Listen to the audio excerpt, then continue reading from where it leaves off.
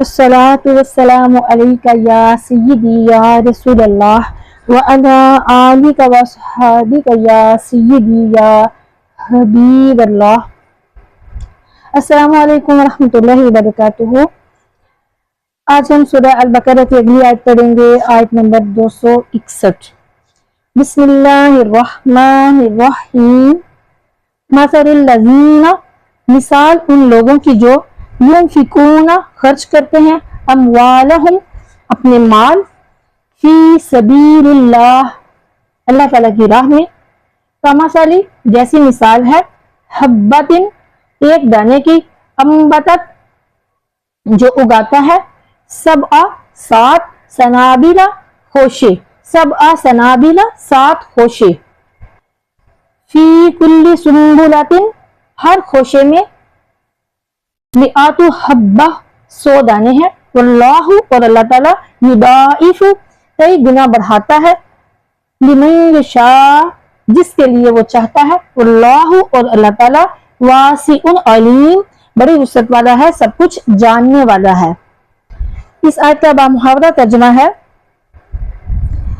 جو اپنے مال اللہ کی راہ میں خرچ کرتے ہیں ان کی مثال ایک دانے جیسی ہے جو 7 خوشے اگاتا ہے، ہر خوشے میں 100 دانے ہیں، اور اللہ تعالیٰ جس کے لیے چاہتا ہے کئی گنا بڑھاتا ہے، اور اللہ تعالیٰ بڑی وسعت والا سب کچھ جاننے والا ہے۔ اب یہاں پر دیکھیں کہ پچھلی آیتوں سے ہمیں یہ معلوم ہوا تھا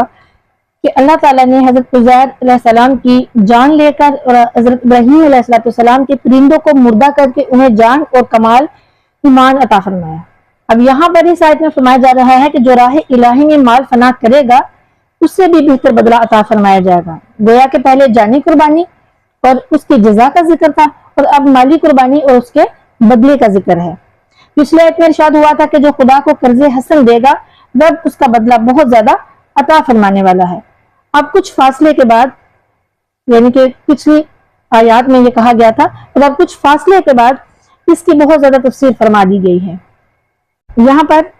اس آیت میں راہ خدا میں خرچ کرنے والوں کی فضیلت ایک مثال کے ذریعے بیان کی جا رہی ہے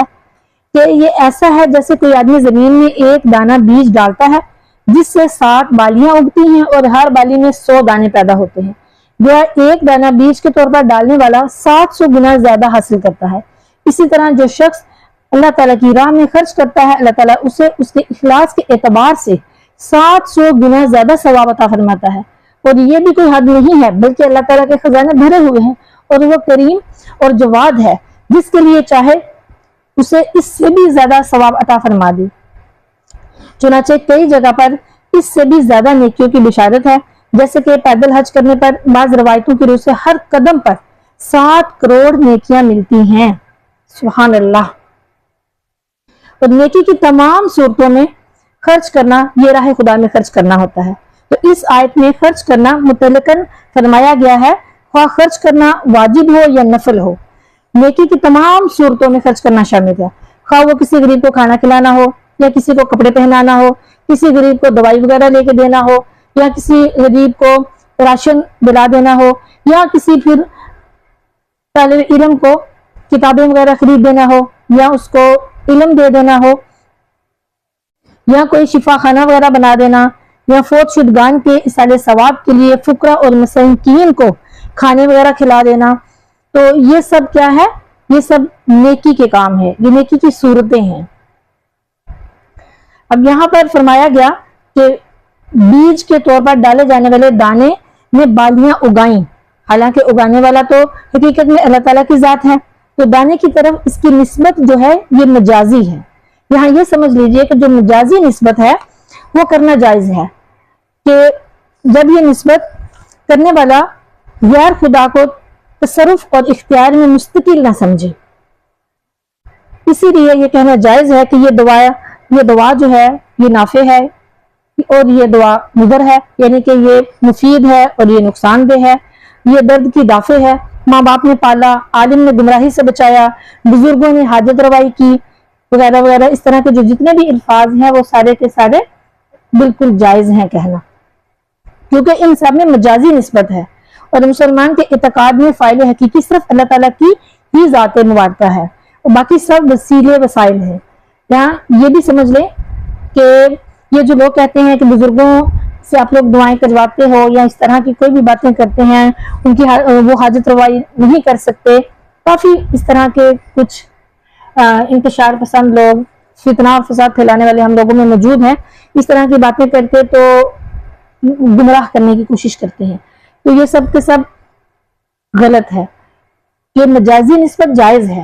مجازی نسبت یہ ہے کہ ہم لوگ یہ نہیں کہتے کہ فلاں بزرگ ہیں تو وہ اپنی مرضی سے سب کچھ کر سکتے ہیں، اللہ نہ بھی چاہے تو وہ کر سکتے ہیں، نعوذ باللہ یہ گناہ ہے۔ ہم لوگ تو ان سے دعائیں کرواتے ہیں کہ وہ اللہ سے ہمارے لیے دعائیں کریں، تو پھر یہ الزام کس چیز کا کہ آپ لوگ بزرگوں سے مانگتے ہو؟ بزرگوں سے مانگتے ہیں کہ وہ ہمارے لیے اللہ سے دعا کریں، تو یہ مجازی نسبت ہے۔ ہمیں اس بات کا یقین ہے کہ اللہ تعالیٰ ان کی دعا سنے گا اور اللہ تعالیٰ ہمیں عطا فرمائے گا۔ ہاں یہاں یہ پوائنٹ سمجھ لیں کہ یہ گناہ ہو سکتا ہے کہ اگر ہم کہیں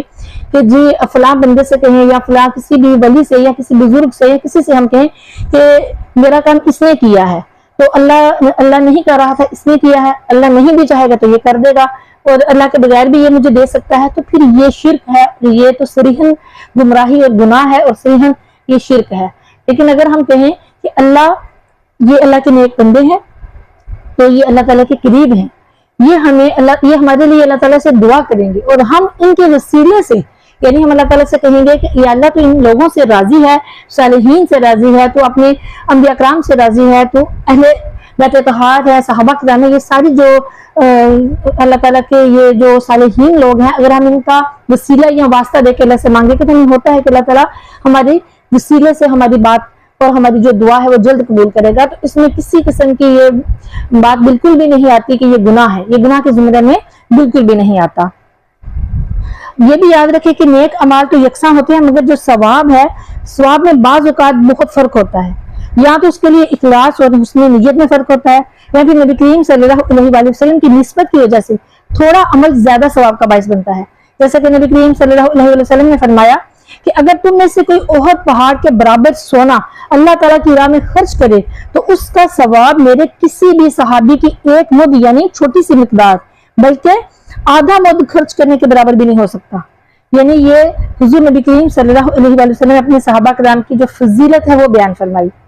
کہ ہم جتنی بھی نیکیاں کر لیں، ہم جو بھی کر لیں، تو صحابہ کرام کے جو درجے تک ہم نہیں پہنچ سکتے۔ اللہ تعالیٰ سے دعا ہے کہ وہ ہمیں زیادہ سے زیادہ نیکیاں کرنے کی توفیق عطا فرمائے، اپنی راہ میں زیادہ سے زیادہ صدقہ خیرات کرنے کی توفیق عطا فرمائے، آمین ثم آمین۔